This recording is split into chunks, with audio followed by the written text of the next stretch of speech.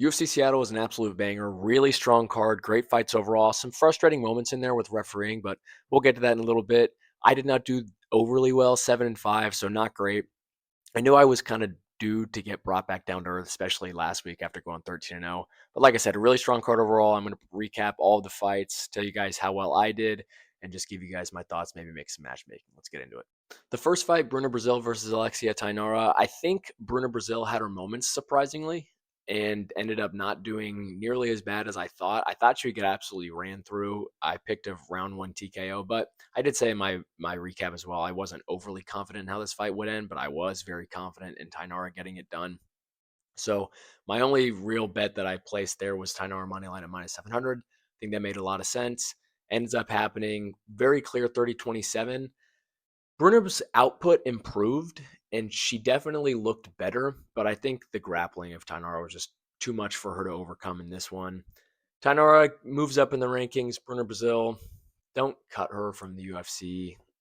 She's not terrible, terrible. She's definitely not great, but I think she's at least good to have in there, and she can provide some exciting moments, I guess you can say. So leave her in the UFC, but yeah, definitely give it a shot up in the rankings for Alexia Tainara because that was a great performance from her. Second fight of the card, a really weird one, Ricky Simone versus Adrian Yanez. This one actually ends up ending in a draw. I do not think it was that crazy to say that Ricky Simone won round one, and for all three judges to give it to him was maybe a bit much. But I think him winning round one, Lord have mercy, I'm having some trouble today. But what is crazy, in my opinion, is giving a 10-8 to Adrian Yanez in round three. I understand that he would have likely finished the fight if the clock had 60 more seconds left. But Ricky Simone had Adrian Yanez hurt in that round three and had him wobbled. It was a close round up until that very end. I think Yanez probably won it, but a 10-8 is just nuts to me. I don't understand that at all. Ricky Simone clearly wins round two. I think it was probably 1-1 going into round three, but if judges are going to give the round one to Ricky Simone, then he should have won the fight. I think a 10-8 is absolutely crazy. DC was saying, or is it boxing now? Is it boxing? Which it was like, all right, relax, dude. Come on. But seriously, a 10-8 in round three made absolutely no sense. Yes, he probably would have finished the fight had the time not expired, but that doesn't warrant a 10-8. A 10-8 is domination through 5 minutes. That's not what we saw in round three. So, fight ends in a draw. I had the fight to go over 1.5 rounds. That was the only thing that ended up hitting from this fight. I don't count draws and or no contests against. They were just washes to me. So we stay 1-0-1, I guess, throughout the card. But yeah, a really weird one. Was not happy with how it was scored, but neither was a lot of people. Adrian Yanez looked great. Ricky Simone kind of just looked like Ricky Simone. So decent fight overall. Kind of slowed down the momentum of the card. Navajo Sterling, yes, finally, he finally does what he is supposed to do to these cans that he's being fed constantly. Finally gets the finish. At the same time, we got to start protecting some of these dudes. Bruno Lopez was out badly for like an entire 80 to 90 seconds. And the fight just was, I mean, a really long leash was given to Bruno Lopez that probably shouldn't have. Sterling, like I said, finally does what he's supposed to. The guillotine in there scared me for a second when he had him hurt and he jumped to guillotine. I thought the Sterling KO decision double chance would end up not hitting, but it does. Lopez under on significant strikes. Did not look great in there. Gassed out really badly, I think. But then Navajo Sterling wins, showed great takedown defense. Like I said in the breakdown, these young guys that come from these good gyms, I'm going to count on them to improve because they're constantly around high level talent. They have great coaches. He showed improvement. Great takedown defense, like I said. Should have stuck with my original choice, which was knockout in the second round, but uh, gets on the mic. I think he had a pretty good interview too, but makes a statement with this win. Will I just want to see him fight a mid-level opponent. Don't feed him to one of the better guys outside the rankings. Just give him a decent fighter, not a can. He's proved that he can now finish these cans. He's showing improvement. give him a mid-level fighter. He said he wants to get in there as soon as possible. Do it. He didn't really take a whole lot of damage, I don't think. So Sterling gets it done. A really good statement win from him. We keep the ball rolling. Oh my goodness. Casey O'Neill, Gabriela Fernandez. This was an absolute banger. I think Casey O'Neill's got to be one of my new favorite women's MMA fighters in the entire promotion right now. She gets back in the octagon after a really long layoff with her leg injury. A lot of people, it's a very emotional moment too when she won. Super great moment. Good on the UFC and Paramount for the broadcast for keeping the camera on her after she won, because it was a great moment. Really captured a lot of emotion. She she just goes in there. Like I said, she's super crafty. She did not have a speed advantage in this one, I don't think. I don't even really know if she had a power advantage in this one either, despite the result of the fight. But she's just so accurate and crafty. Oh, so fun to watch.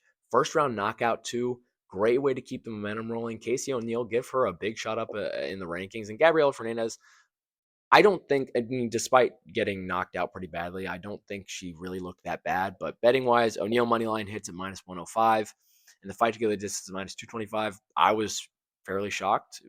Neither of these women are big time finishers. Definitely have it in their bag, but Casey O'Neill, great stuff from her. The first loss, true loss in what, like 17 fights, I think, in a row, or maybe even more, dating back to 3 cards ago. I said in the breakdown, I think I may be underestimating Tyrell Fortune. I wasn't. Both of these fighters completely suck. Don't let either of them inside the rankings. I don't think Tyrell Fortune should be ranked after winning this fight. Marcin Tybura, there was the whole mix up with the announcement too. When Bruce Puffer said 30-27, I genuinely thought Tybura had won. Maybe I'm coping. I probably am, but I think to say Tybura won that first round after getting back up, did more damage on the feet. I think he had a strong argument to win round 2 as well, and clearly won round 3. So how in the hell is 30-27 going to Tyrell Fortune especially after that third round? Bad stuff, bad stuff from both of these fighters. They were absolutely, they just did not look great. Both of them gassed out, or I guess Tyrell Fortune gassed out really badly. I think if the fight just went, another round or two, if it was a 5-round fight, Tybura would have completely mopped the floor with them. But also, does Tyrell Fortune's corner have money on Tybura? Did you them speaking to him? What they were saying? Don't take him down. Stand in box. Why? Why are you not taking him down? Clearly could have taken him down easily at any point throughout the fight. He did it in the third round. He did it in the first round very easily and was able to take that round away from him.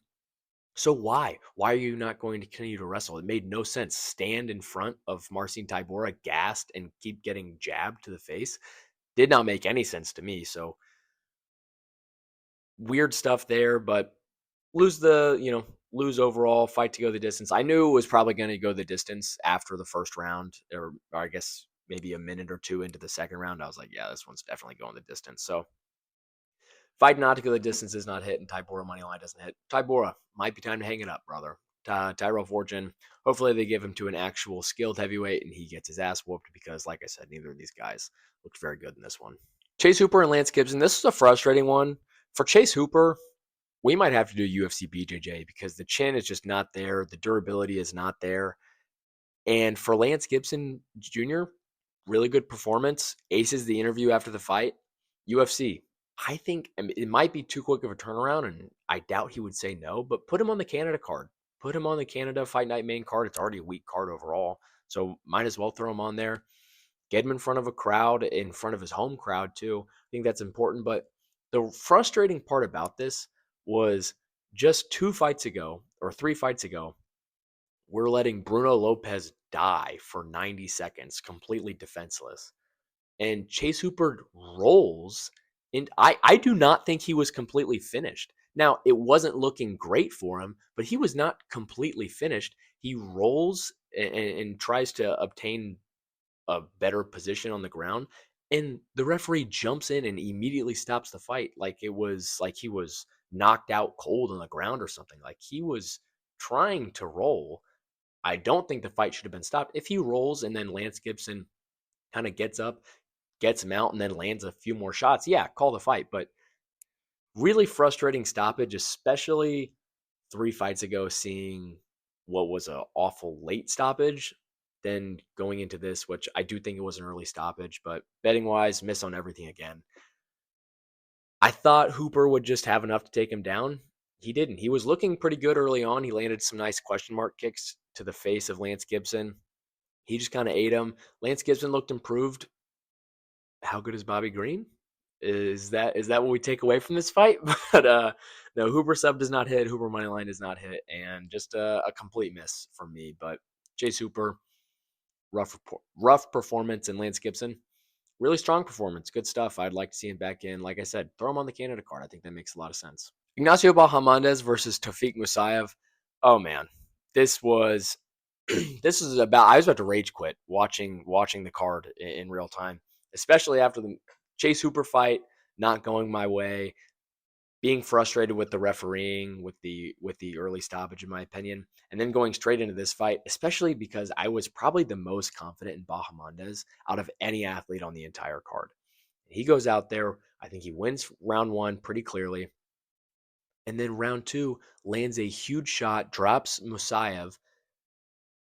I think Bahamondes body locks and goes for a suplex to take him down, which would have completely secured. He would have had great position and would have ended the fight. I have no doubt in my mind.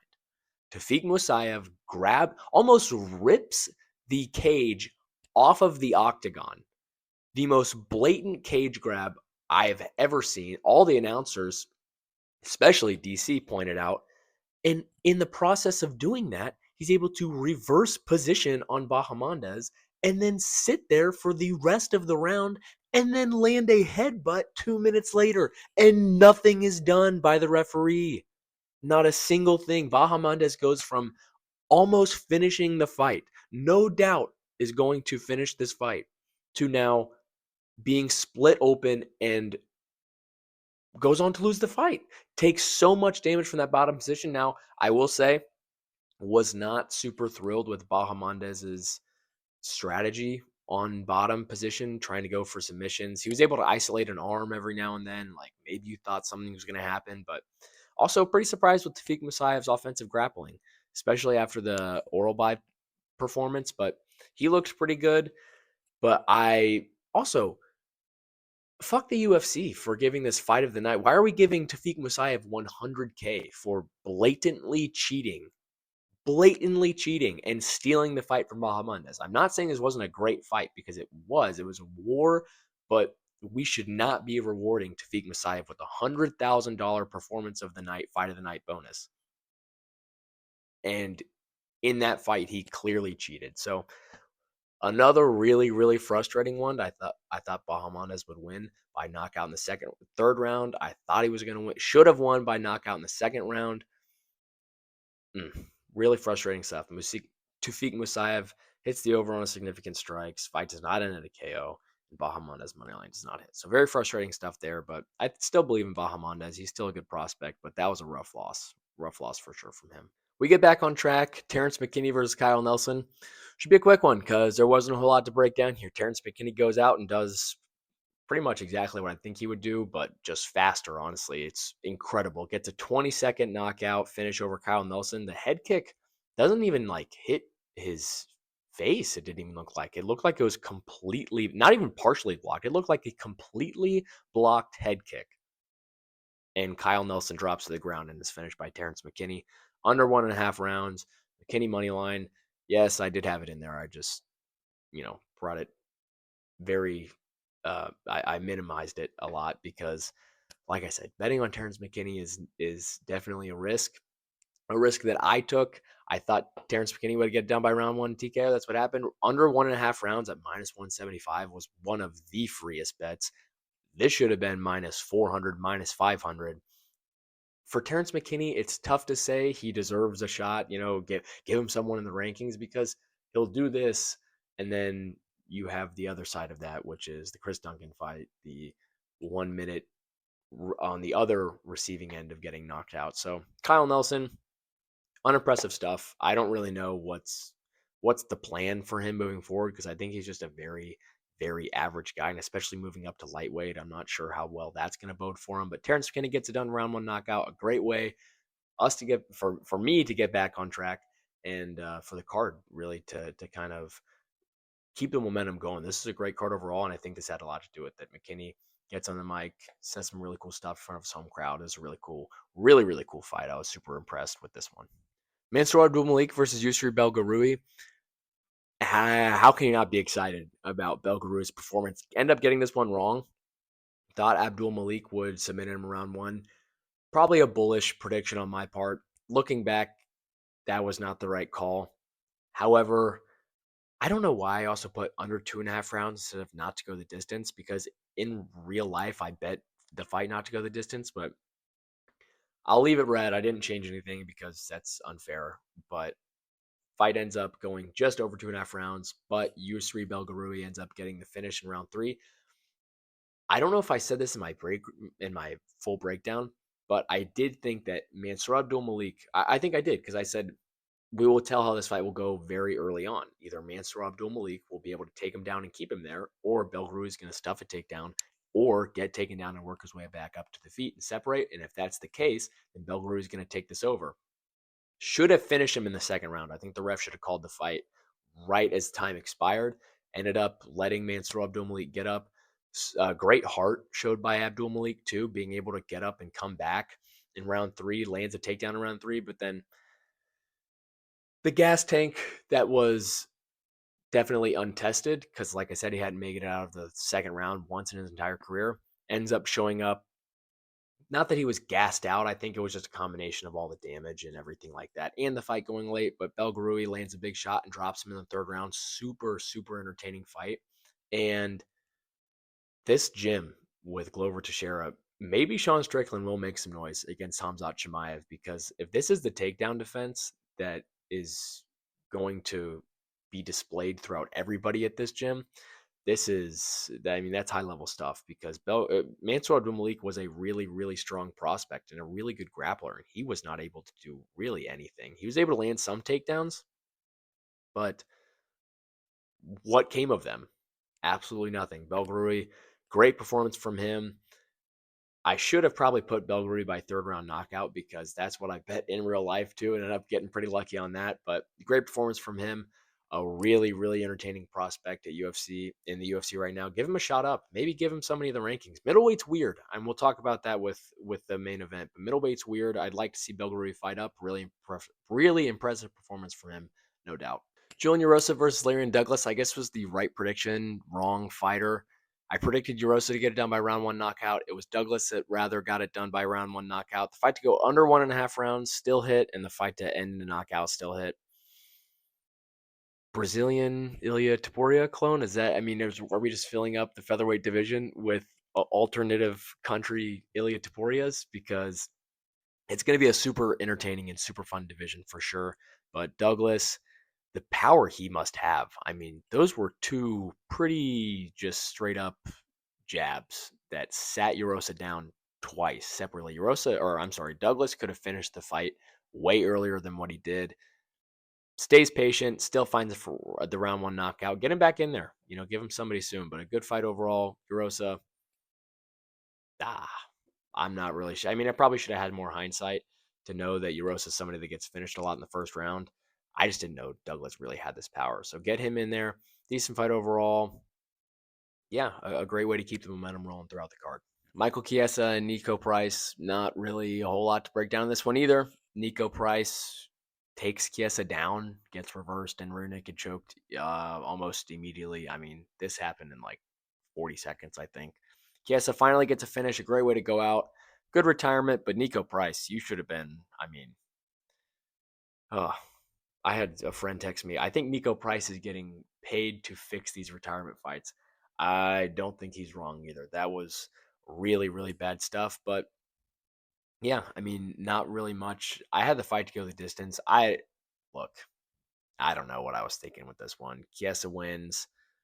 At least I got that one right. But Nico Price, man, really bad stuff. I thought he'd be a little bit more durable than he was. And I guess, he didn't get knocked out. I don't know. I didn't see him getting submitted.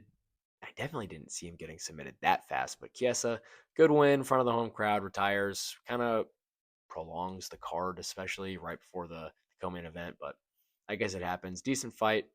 The co-main event, Alexa Grasso versus Macy Barber.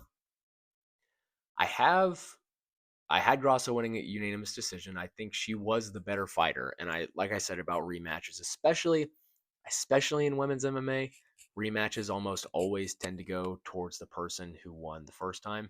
And yes, there was a lot of time in between these rematches, but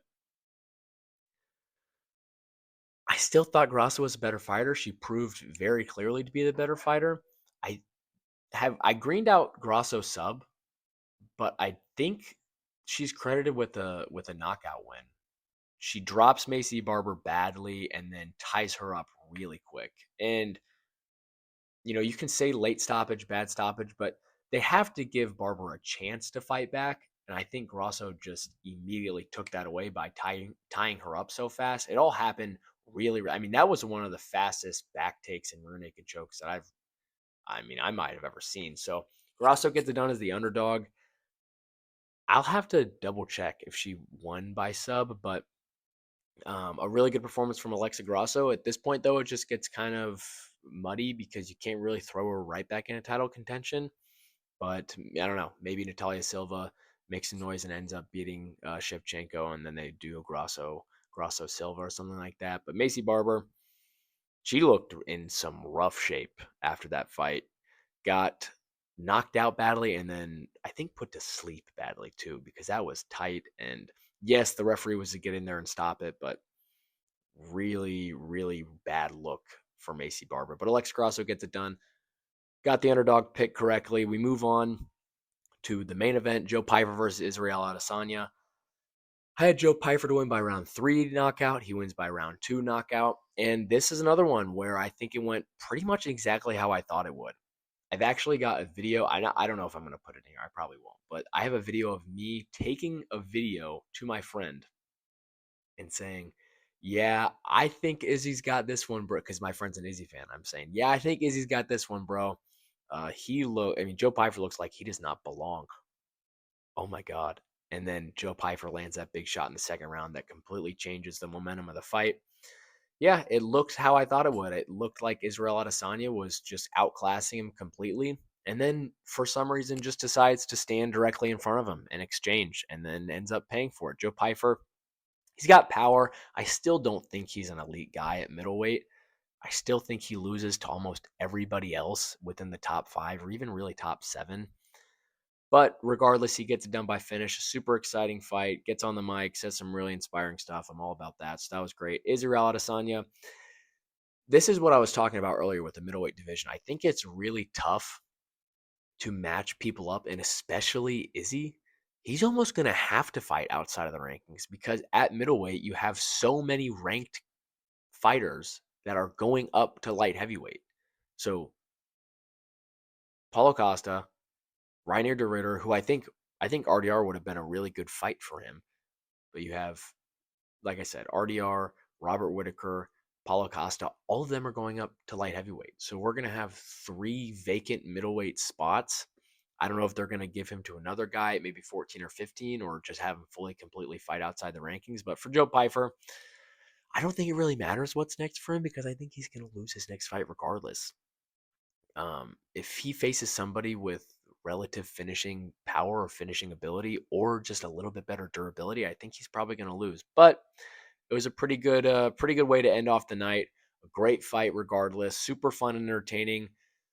To recap everything, McKinney Nelson under 1.5 rounds hits, Tainara moneyline hits, and Sterling KO decision hits. Outside of that, we missed on half of the parlay legs, which is really, really bad on my part. And then the high value straights, like I said, I have Grosso sub green because I'm not exactly sure what happened and how it's scored, but Pyfer KO sub at plus 155 ends up hitting as well. Like I said, not very strong overall. The picks weren't even that great. Bahamondes money line not hitting is really, really frustrating. It's something that kind of held me back a lot. And Chase Hooper getting finished as well. But yeah, like I said, total picks recap. That brings me to 77-31 overall. Numbered events 26 and 7 unchanged, and then fight night main events 41 and 24. Fight night events 41 and 24. Sorry, and then main events got that one right too. So 6 and 2. I think that means I picked what 3 underdogs on the main events and gotten them all right with him. Yeah, and the only 2 I got wrong were Leone Kavanaugh who was the underdog I did not pick, and Justin Gaethje, who was the underdog that I did not pick. So decent stuff. Looking forward to next week. For an Apex main event or for an Apex card, it's actually not bad. So especially the main event, Chris Duncan and Moicano. So I'll get that video out. I am going to post. Oh, I don't know if I should commit to it. We'll we'll just say what we say at the end of every video. I'll try and post something that's not a breakdown or recap, but we'll see if it happens or not. I got a lot of stuff going on, but I'm definitely going to post a breakdown to next card and a recap for next card as well. So yeah, good card overall. I hope you guys are enjoying watching these. Hopefully this does not shy you away from listening to me because I did not do too hot. But yeah, we'll be back. I feel pretty confident already just looking at this card on paper that I'll be able to make some good picks too for next week. So yeah, I will see you guys next week for the breakdown and for the recap. So yeah, see you.